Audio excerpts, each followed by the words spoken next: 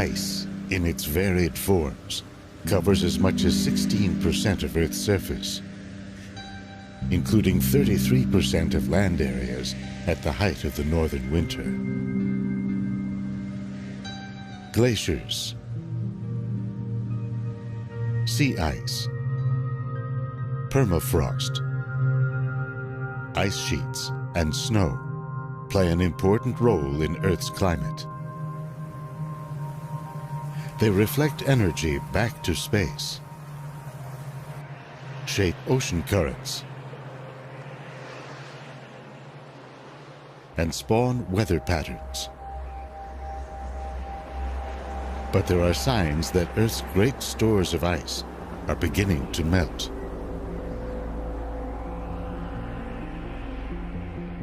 To find out where Earth might be headed, scientists are drilling down into the ice and scouring ancient seabeds for evidence of past climate change.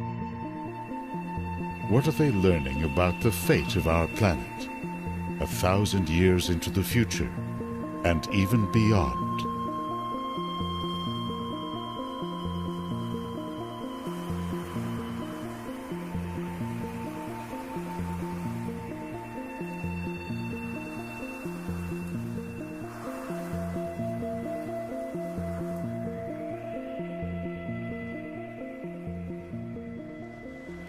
"30,000 years ago, Earth began a relentless descent into winter. Glaciers pushed into what were temperate zones. Ice spread beyond polar seas.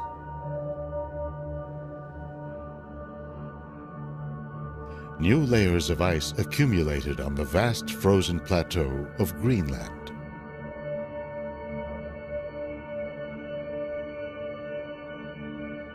At 3 kilometers thick, Greenland's ice sheet is a monumental formation built over successive ice ages and millions of years. It's so heavy that it has pushed much of the island down below sea level. And yet today, scientists have begun to wonder how resilient this ice sheet really is.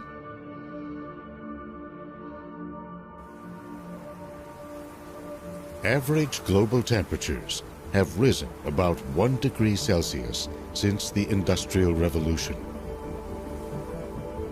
They could go up another degree by the end of this century.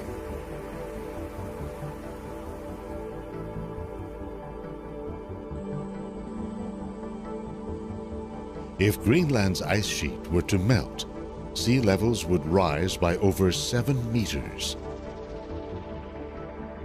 That would destroy or threaten the homes and livelihoods of up to a quarter of the world's population.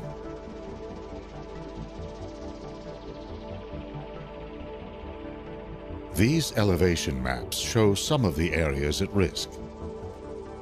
Black and red are less than 10 meters above current sea level. The southeastern United States, including Florida and Louisiana, Bangladesh, the Persian Gulf, parts of Southeast Asia and China. That's just the beginning. With so much at stake, scientists are monitoring Earth's frozen zones with satellites, radar flights, and expeditions to drill deep into ice sheets.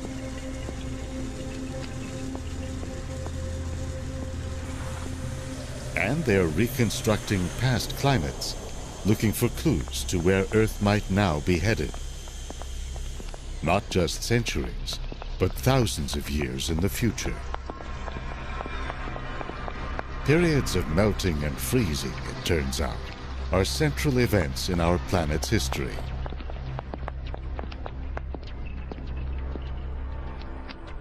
That's been borne out by evidence ranging from geological traces of past sea levels, the distribution of fossils, chemical traces that correspond to ocean temperatures, and more. Going back over 2 billion years, Earth has experienced 5 major glacial or ice ages. The first, called the Huronian, has been linked to the rise of photosynthesis in primitive organisms. They began to take in carbon dioxide, an important greenhouse gas. That decreased the amount of solar energy trapped by the atmosphere, sending Earth into a deep freeze.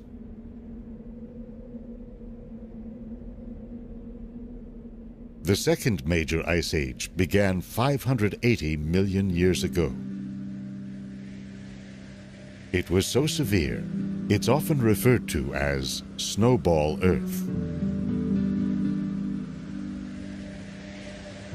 The Andean-Saharan and the Karoo ice ages began 460 and 360 million years ago.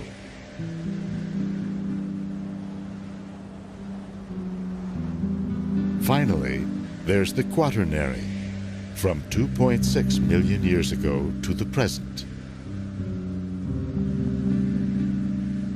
Periods of cooling and warming have been spurred by a range of interlocking factors. Volcanic events, the evolution of plants and animals, patterns of ocean circulation, the movement of continents. The world as we know it was beginning to take shape in the period from 90 to 50 million years ago.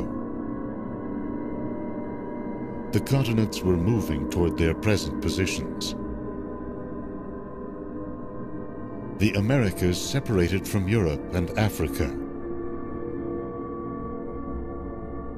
India headed toward a merger with Asia. The world was getting warmer. Temperatures spiked roughly 55 million years ago, going up about 5 degrees Celsius in just a few thousand years. CO2 levels rose to about 1,000 parts per million, compared to 280 in pre-industrial times and 390 today. But the stage was set for a major cool down.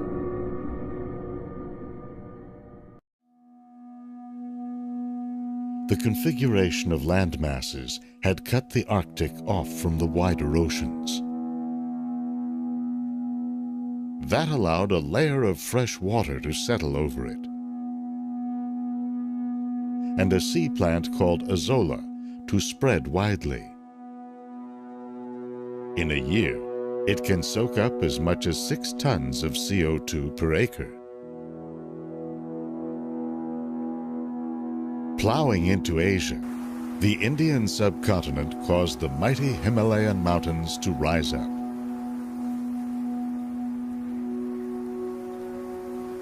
In a process called weathering, rainfall interacting with exposed rock began to draw more CO2 from the atmosphere, washing it into the sea.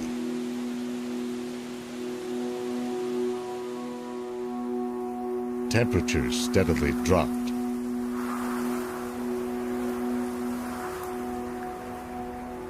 By around 33 million years ago, South America had separated from Antarctica.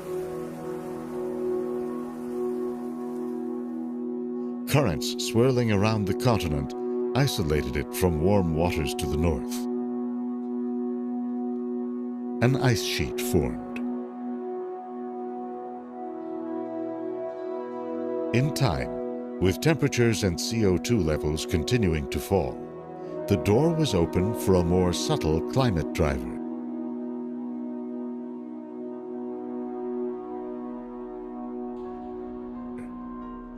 It was first described by the 19th century Serbian scientist Milutin Milankovic.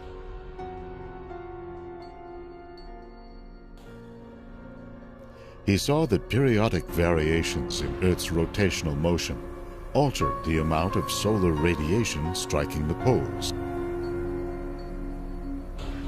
In combination, every 100,000 years or so, these variations have sent Earth into a period of cool temperatures and spreading ice.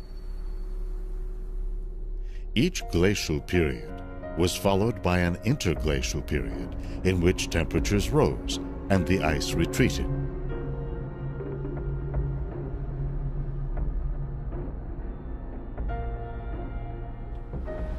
The Milankovic cycles are not strong enough by themselves to cause the shift. What they do is get the ball rolling.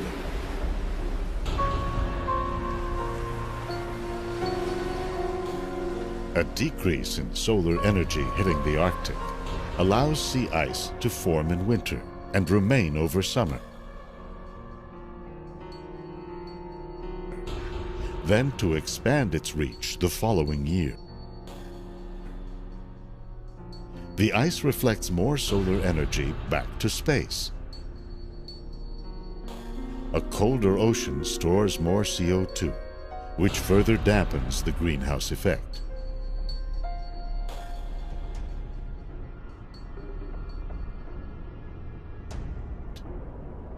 Conversely, when ocean temperatures rise, more CO2 escapes into the atmosphere, where it traps more solar energy.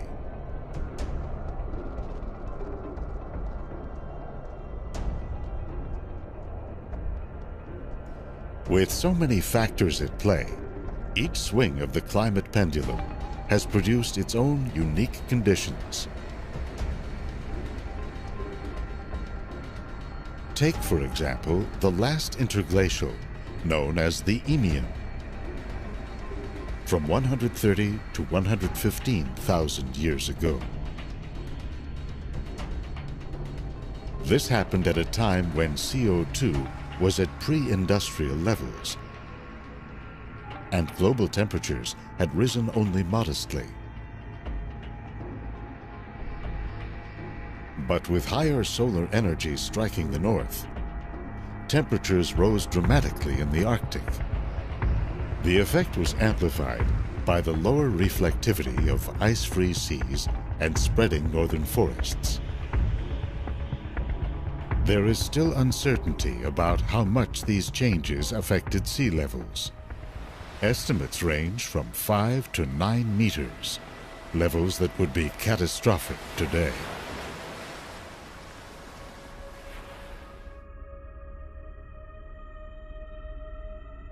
That's one reason scientists today are intensively monitoring Earth's frozen zones, including the ice sheet that covers Greenland.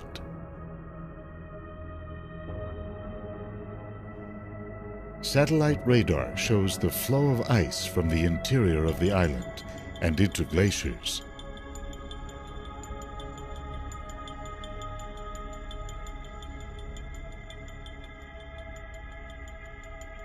In the eastern part of the island, glaciers push slowly through complex coastal terrain.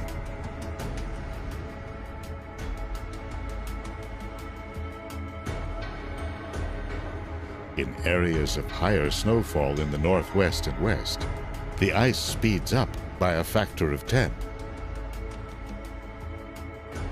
The landscape channels the ice into many small glaciers that flow straight down to the sea.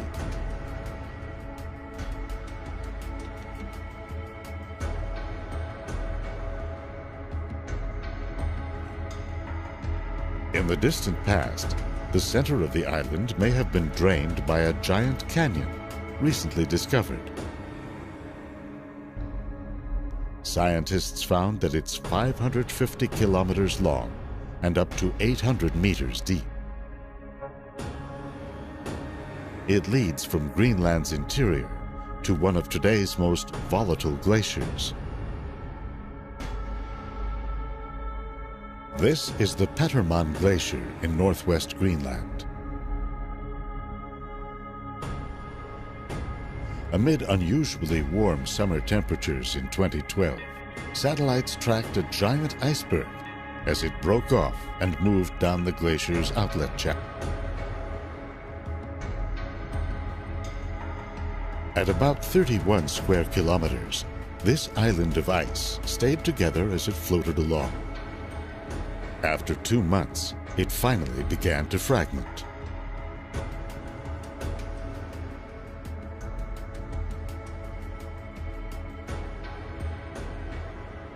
The Jakobshavn Glacier on Greenland's west coast flows toward the sea at a rapid rate of 20 to 40 meters per day.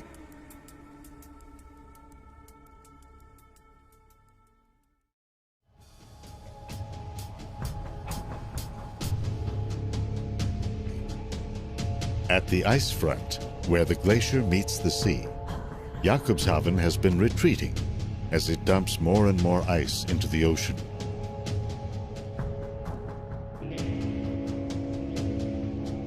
You can see it in this map. In 1851, the front was down here. Now it's 50 kilometers up. One reason, scientists say, is that water seeping down into its base is acting like a lubricant.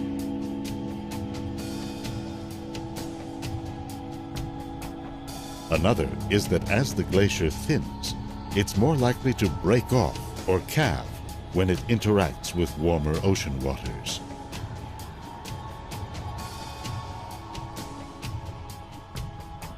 Scientists are tracking the overall rate of ice loss with the GRACE satellite. They found that from 2003 to 2009, Greenland lost about 1 trillion tons, mostly along its coastlines.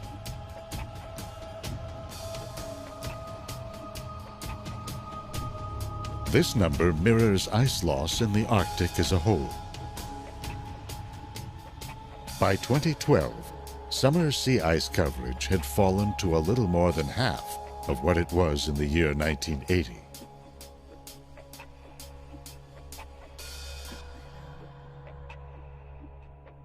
While the ice rebounded in 2013, the coverage was still well below the average of the last 3 decades.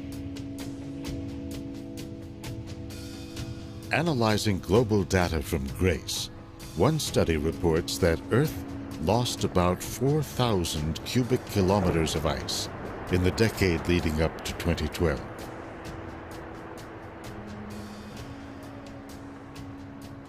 Sea levels around the world are now expected to rise about 1 meter by the end of the century. What will happen beyond that? To gauge the resilience of Greenland's great ice sheet, scientists mounted one of the most intensive glacial drilling projects to date, the North Greenland Eemian Ice Drilling Project, or NEAM. The ice samples they obtained from the height of the Eemian warming told a surprising story. If you were a visitor to northern Greenland in those times, you would have stood on ice over 2 kilometers thick. Temperatures were warmer than today by about 8 degrees Celsius, and yet the ice had receded by only about 25%, a relatively modest amount.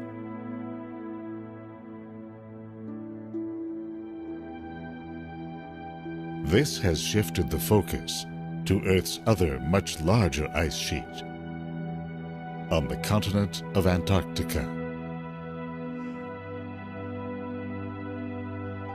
Antarctica contains 90% of all the ice and 70% of all the fresh water on the Earth. Scientists are asking, how dynamic are its ice sheets?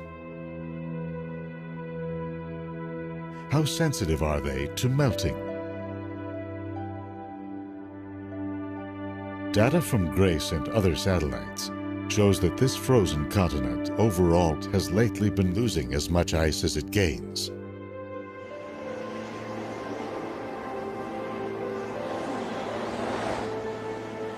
The vast plateau of Antarctic ice is one of the driest deserts on Earth.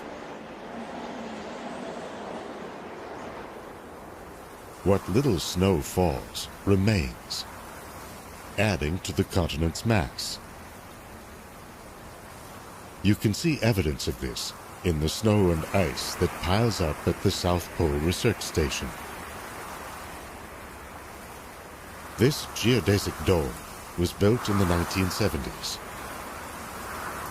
By the time it was decommissioned in 2009, the entrance was nearly buried. With a thickness of up to 4 kilometers, the ice on which this outpost sits will not melt easily.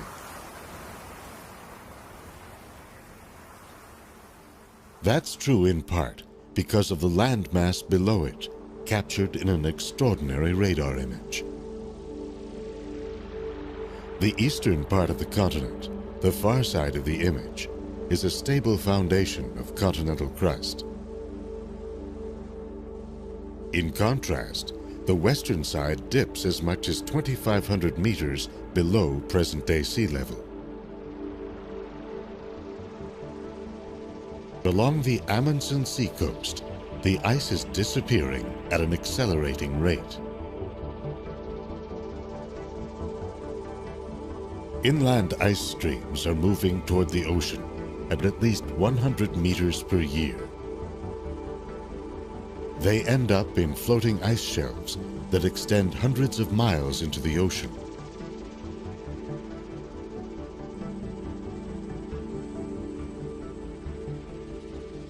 This is the Pine Island Glacier, a major area of focus for researchers investigating the impact of a warming climate. This region is the greatest source of uncertainty about global sea level projections. When ice shelves like this grow, they become prone to fracturing. A giant crack, for example, recently appeared in the Pine Island Glacier. Within 2 years, a 720 square kilometer iceberg had broken off.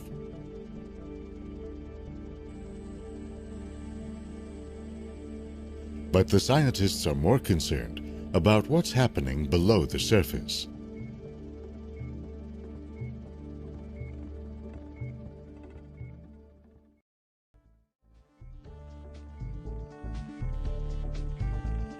In recent times, the Southern Ocean that swirls around the continent has been getting warmer, at the rate of 0.2 degrees Celsius per decade. That has affected ice shelves like Pine Island by melting them from below. In a comprehensive survey of the continent, scientists concluded that this process was responsible for 55% of the mass lost from ice shelves between 2003 and 2008.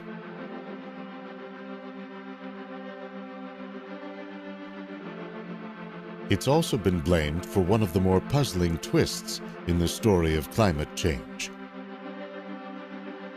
the spread of sea ice all around Antarctica.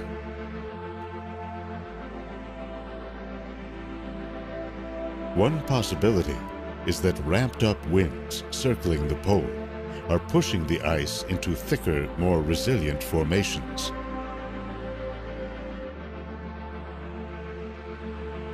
Another is that the melting of ice shelves has spread a layer of cold, fresh water over coastal seas, which readily freezes.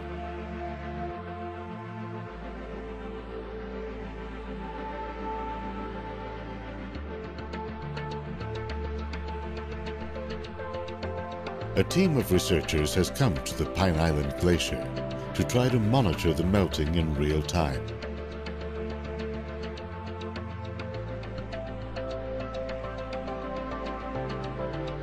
After 5 years of preparation, They drilled through 500 meters of ice to begin measuring ice volume, temperature, salinity, and flow.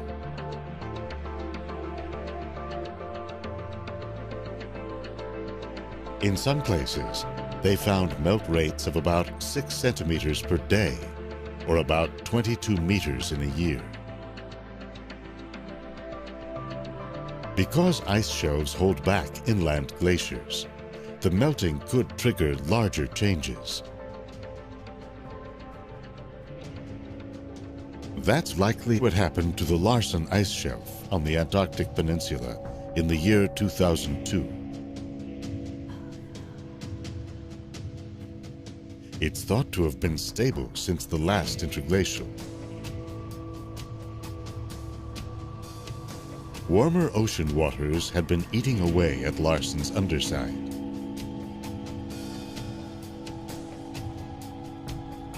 By early February of 2002, the shelf began to splinter into countless small icebergs.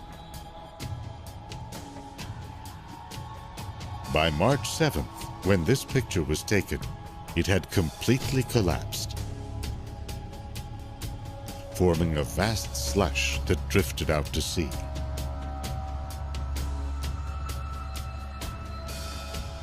Without the shelf's buttressing effect, a series of nearby glaciers picked up speed, dumping an additional 27 cubic kilometers of ice into the ocean per year.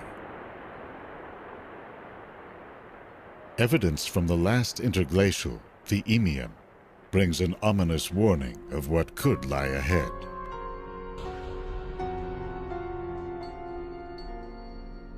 It's based on the height of ancient coral reefs, which grow to a depth relative to the sea level above them.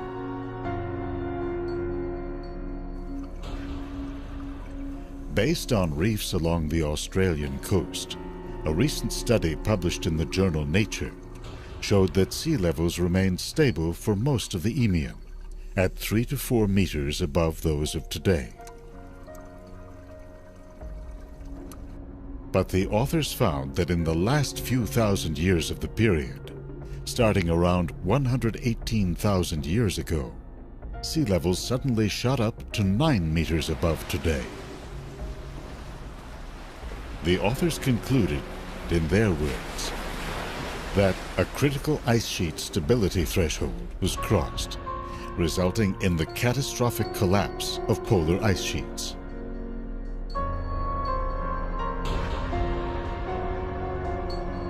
Looking ahead, uncertainties about the future of our climate abound. According to one study, the long cool down to the next glacial period is due to start in the next 1,500 years or so, based on the timing of Milankovitch cycles. But for that to actually happen, the study says, enough new ice would have to form to jumpstart the new glacial period. And CO2 would have to retreat to below pre-industrial levels. Instead, it appears that a warming climate is becoming a fact of life. The danger is that if the melting gains a momentum of its own, even reducing CO2 emissions may not be enough to stop it.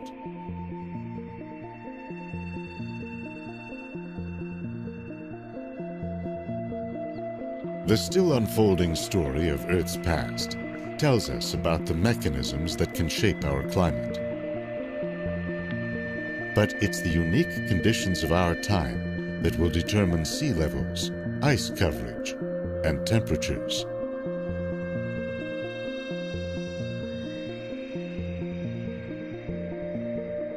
What's at stake in the coming centuries is the world we know, the one that has nurtured and sustained us. The Earth itself will go on, ever changing on short and long time scales. a dynamic, living planet.